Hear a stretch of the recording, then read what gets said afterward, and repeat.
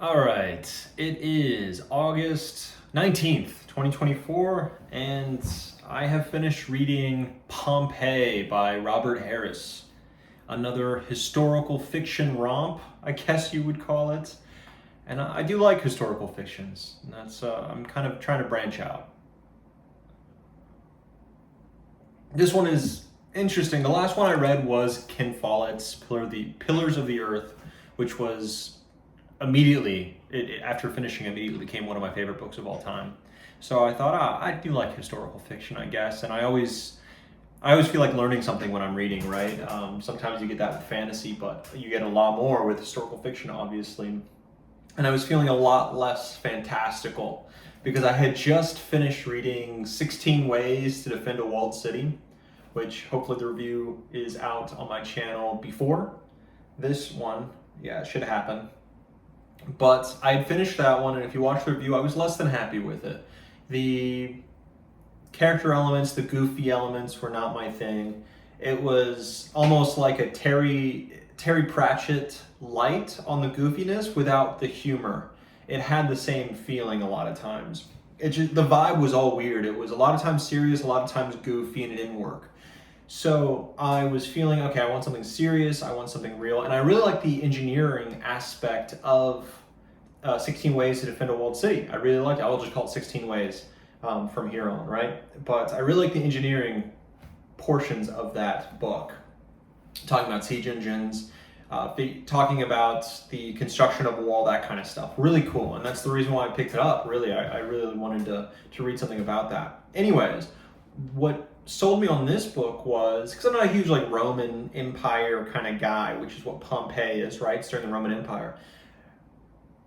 I was more interested in the unique character who was an Aquarius, which was an aqueduct manager, aqueduct engineer, right? I guess, yeah, an engineer would be better, but he managed it, he found the springs, he did all of that. And I'm really interested in aqueducts. I really love just how water is used in history, whether it be like Mesopotamian, how they dug the canals and sluices and water gates, and how they took the silt out to make sure that it was, anyways, all that stuff, to aqueducts, to modern irrigation, right? Like that kind of stuff is really interesting to me. And I really looked forward to that in here. I knew it was a mystery, and when you read it, there is a mystery. And obviously I love mysteries, you can see with all of the mystery books I have on this channel. But this mystery, when I read it, it was always in the background, but it was never that big. It was never a huge deal. Yes, you find out, and yes, the mystery happens throughout the book, but it was kind of clear what happened a little bit way through, but that's not really why you read the book. It's not a mystery book for that. It was interesting though. It was interesting uncovering that mystery, and it made sense completely. What was very interesting just from the get-go was that aqueduct stuff, and it really hit home on that. And if you are in any way interested in that kind of stuff, then this really hits that mark. I enjoyed the aqueduct stuff like no other, and there was a lot of it. I highlighted so many of them. It was so cool. The setting itself, Pompeii is the name, right? So obviously you understand what comes next, and it is during this time. You do see the titular city, you see a whole others along that coast, a whole other towns and villages, all the other ones. And you get to see how, through the Aquarius's eyes, how the aqueduct, there's only one aqueduct which supplies all this coast basically, and all these important towns and cities. And through that, you go on a mystery, not only uncovering what happened to the previous Aquarius, but also why is there sulfur in the aqueduct? Why is there sulfur? And that in itself, and you get to see it in his mind, you get to watch him think like, what is going on with the sulfur? All right, let me try and, he's troubleshooting the aqueduct. He's saying, okay, here's where the problem is. Let me try to isolate it back. Let me try to take it all the way back to see what's happening, and then him deducing where the fault is, let's say. And I thought that was just infinitely interesting. I loved that. In 16 Ways, There was a little bit of that, but it was nowhere. I didn't feel like I was in an engineer's mind, right? I felt like I was in a goofy dude's mind who had engineering skills and had a background in it, but you never went through his mind on him going through that. Like there was a big twist in 16 Ways in which it was revealed, oh, he does have an engineering mind, but you didn't go through the deductions in his mind, so I was left unsatisfied because of that. And that's a very specific qualm, I guess, but with this one, you got to see it and everything made sense, and I really enjoyed that. The character was interesting. Everything was interesting in when it came to that. The setting, I really liked how in every single chapter that came up in every section, there was a little excerpt from like a modern volcanology like textbook or something that the author put in, detailing kind of where the volcano was at that point. Like, hey, at this point, the magma is causing pressure to the crust or whatever. I don't know, right? But it's saying that, right, as you go in. So you are well aware on how like things are building in the background while also things are escalating in the story itself. It was masterfully done. I really, really enjoyed that. There was like a pseudo romance kind of. It was very threadbare, and it was served a purpose. It served only one purpose in there, which was, I guess, at the end you'll see. But that's kind of was hollow. I was much more interested in the Aquarius's backstory, and you had a little bit of it. But the character itself, he was cool, he was great, but you didn't see him have many faults. Like, he didn't feel like a fully fledged character in that sense. He was good, right? Like just a normal character you'd see in a book. He was not like a Robin Hobb level or a Ken Follett level, right?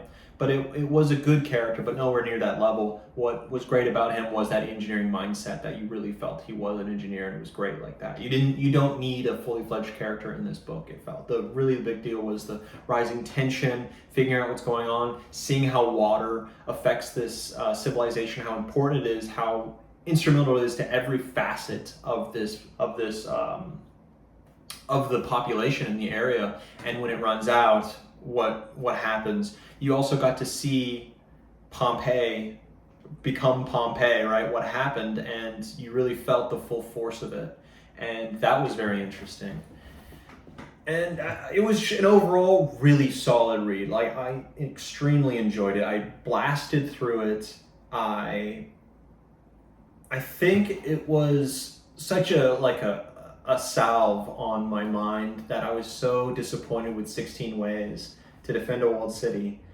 I was so disappointed with it due to those things I talked about in the review that I really needed a pick-me-up. And this certainly was that.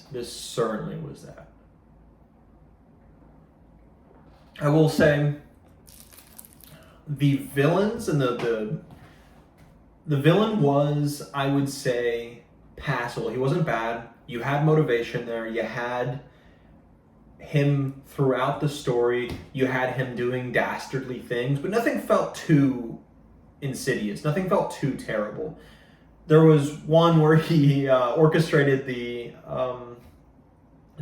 plotting of murder against our main character, and then there was a secondary villain from the very beginning as well who was just mean the entire time, right? Like, there was that, but really the villain, and I loved that, the villain, the thing that you're trying to figure out is, why is there sulfur in the aqueduct, and why is the aqueduct drying up? The reservoirs are drying up, all of that, right? So that was, I think, the biggest villain. Yes, there were human villains to try and impede the main character in some ways, but most of it was just him having the authority of Rome as an Aquarius to go out, get the supplies, get the manpower, and go figure things out. And it was such a technical read in that sense. Overall, I can just gush about the book for a long time. It might be because I love aqueducts, like I love that idea. Maybe if you're not super into aqueducts, like aqueducts aren't your thing, whatever, but if just someone trying to figure out a problem, a technical issue, throughout it while having a lot of human interactions, like there's good character interactions around, and there's Pliny's in it, Pliny the Elder, I believe. is in it. He's one of the Plenties. He made an interesting character. Like, the characters are interesting enough, but really the centerpiece of Pompeii and how it affected the aqueduct line, like, that is what got me there. I can say it a million times and that will get you there. Yeah, so overall I would give this book, I would give it like a 9. I absolutely really adored this book. I think the only thing that would make it better was if the characters were a bit stronger. They were good, but they weren't like miles ahead. What really brought it was the setting, the tension, all of it. It was great. But yeah, that's Pompeii. That is a solid book. Loved reading it.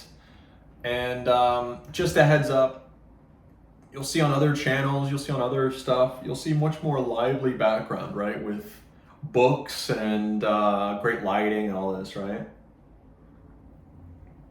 But, you know, I'm moving. All of my stuff's gone now. As if you can see on my channel, I've had a previous setup where I had like my icons and paintings and books off to the side, that kind of stuff, and my desk. That's all gone. That's all gone for now. And who knows, my setup, I'm moving back to the States and my setup is going to be different and being built. So you'll see the background changing a lot in the next few months. But really the purpose of this is to give book reviews, right?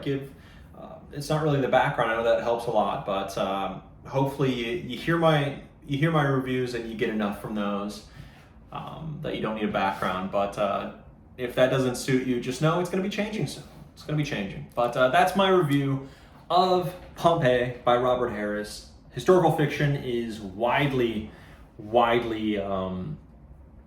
I guess, ignored by a lot of fantasy readers and sci-fi readers like myself. You know, you want the fantastical, you want all that stuff.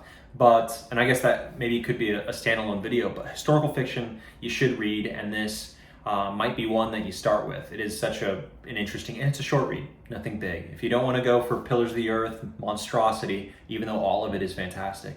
If you want to get a smaller version that's maybe not as good, but great in its own ways, go for Pompeii by Robert Harris, and you will not be dissatisfied.